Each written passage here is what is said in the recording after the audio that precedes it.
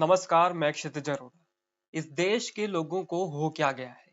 ये सवाल खुद भारत के लोगों को आज खुद से अपने आप से पूछने की जरूरत हो चली है। आखिर क्यों इस देश को लगातार हिंदू मुस्लिम के झगड़े में उलझाया जा रहा है? क्यों भारत के आपसी भाईचारे पर हमला किया जा रहा है? पिछले दिनों उत्तर प्रदेश के संभल में हुई हिंसा से यही देखने को मिल रहा है। बल्कि न सिर्फ संभल, कई और भी ऐसी घटनाएं हैं जो इस ओर इशारा कर रही हैं।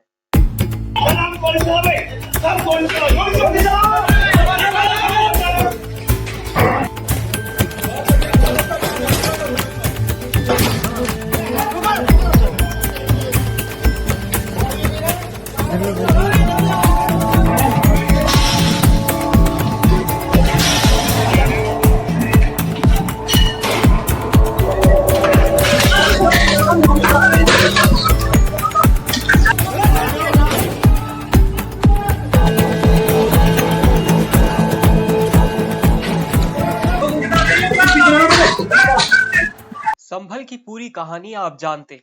मैं इस वीडियो में संभल की कहानी बताने की औपचारिकता नहीं निभाना चाहता, क्योंकि मेरा मकसद उन टीवी चैनलों की तरह आज सिर्फ कहानी सुनाना ही नहीं है। आपको हिंदू मुस्लिम की डिबेट दिखाकर मौज कराना नहीं है। इससे बिल्कुल अलग है। मैं भी संभल की घटना को लेकर टीवी पर हिंदू बनाम मुस्लिम की डिबेट देख रहा था। टीवी की स्क्रीन भरी हुई थी। एक तरफ था हिंदू पक्ष, जिसमें उत्तेजना के साथ भरे हुए दो लोग शामिल थे, और उन्हीं के दूसरी तरफ उनसे लड़ने के लिए, जी हाँ लड़ने के लिए, था मुस्लिम पक्ष, जो कथित रूप से मुसलमानों का पक्ष रख रहे थे। उनमें भी चीखने चिल्लाने की पूरी तैयारी दिख रही थी। दोनों तरफ के लोगों के चेहरे पर तेज दिख रहा था। ऐसा लग रहा था कि दोनों अपने चिल्लाने की ताकत से ही बता देंगे कि कौन किस पर भारी है।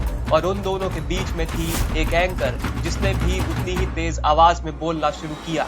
ऐसे एंकर की कानों को चुभने वाली आवाज के साथ बज रहा था युद्ध जैसा कोई बैकग्राउंड म्यूजिक। ऐसा लग रहा था कि जैसे एंकर युद्ध का उद्घोष करने जा रही है। इतने में मेरी नजर ने स्क्रीन पर बार बार धमक रही आग को पकड़ लिया। एंकर के दोनों तरफ दिख रही थी आग। अंगारों के बीच में एंकर ने बढ़ना शुरू किया।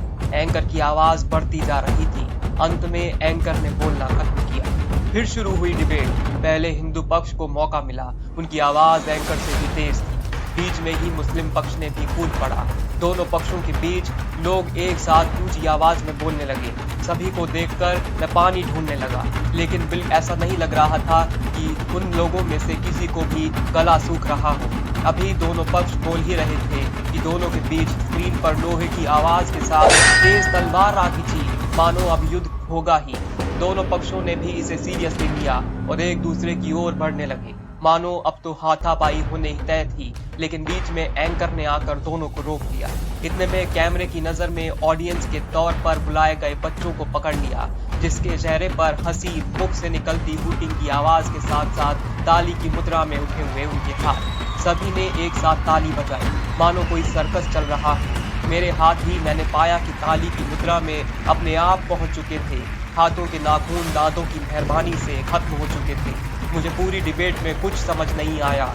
डिबेट इसी रवायत के साथ खत्म हो गई और अंत में मेरे अंदर भी ऊर्जा का संचार हुआ। कुछ ऐसा ही होता है ना आपके साथ, जब आप टीवी पर हिंदू मुस्लिम की डिबेट में मग्न हो जाते हैं। लेकिन आप जानते हैं कि इसमें सबसे ज्यादा गौर करने वाली बात क्या थी? वो थी उन बच्चों के चेहरे पर खिलती वो अजीब हंसी। वो हंसी मुझे चुभ रही थी। उस अजीब सी हंसी ने मुझे सोचने पर मजबूर कर दिया। क्या इन बच्चों को पता है कि भारत के विश्वविद्यालयों की स्थिति कितनी खराब हो चुकी है? देश में महंगाई कितनी बढ़ चुकी है? सरकारी स्कूल कॉलेजों की हालत कितनी खराब है? आए दिन पेपर लीक की बीमारी बड़ी होती जा रही है। नौकरी के मामले में देश के हालात क्या हैं? क्या आपने कभी देखा है किसी मंत्री, नेता को या उसके बेटे या बेटी को धर्म बचाने की लड़ाई में शामिल होते? मंत्री के बच्चे विदेशों में पढ़ाई करते हैं, लेकिन अपनी राजनीति को बचाने के लिए, वोट बटोरने के लिए आपको बताया जाता है कि आपका धर्म खतरे में है। आप धर्म बचाने के लिए जुलूसों में शामिल होने चले जाते हैं। एक दूसरे के धार्मिक स्थलों के बाहर धार्मिक नारे लगाते हैं। आप युवा लगाने पहुंच जाते हैं। नेता मंत्री का बेटा धर्म बचाने की लड़ाई में शामिल नहीं होता। वो विदेश के कॉलेजों में अंग्रेजी में बोलता पाया जाता है। ऐसा इसलिए क्योंकि मंत्री को पता है कि देश का कोई भी कॉलेज आप उसके बेटे या बेटी के लिए पढ़ने लायक नहीं बचा। आप धर्म में बिजी हो जाते हैं, दूसरे के धार्मिक स्थलों के बाहर नारे या डीजे बजाते, किसी भी हद तक चले जाते हैं। और अंत में सिर्फ इतना ही होता है कि एक दिन वो युवा या तो पुलिस की गोली का शिकार होता है या फिर उसी भीड़ द्वारा मार दिया जाता है। मैं आपको ये सब क्यों बता रहा?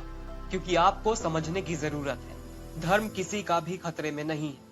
खतरे में इन नेताओं की राजनीतिक जमीन है। संभल में भी कुछ इसी प्रकार की घटना देखने को मिली। अपना धर्म बचाने के लिए 5 युवाओं की जान चली गई। क्या आप जानते हैं कि प्लेसेस ऑफ वर्शिप एक्ट के तहत किसी भी धार्मिक स्थल का स्वरूप नहीं बदला जा सकता? वो जैसा 15 अगस्त 1947 को था, उसका स्वरूप नहीं बदला जाएगा। लेकिन राम मंदिर और बाबरी मस्जिद विवाद इसमें अपवाद था। आपके मन में सवाल होगा, फिर सर्वेक्षण क्यों किया जा रहा है? दरअसल 2022 में सुप्रीम कोर्ट की एक खंडपीठ ने यह फैसला सुनाया कि प्लेसेस ऑफ वर्शिप एक्ट के तहत सर्वेक्षण करने की कोई मनाही नहीं, यानी उस जगह का असल अस्तित्व जांचा जा सकता है।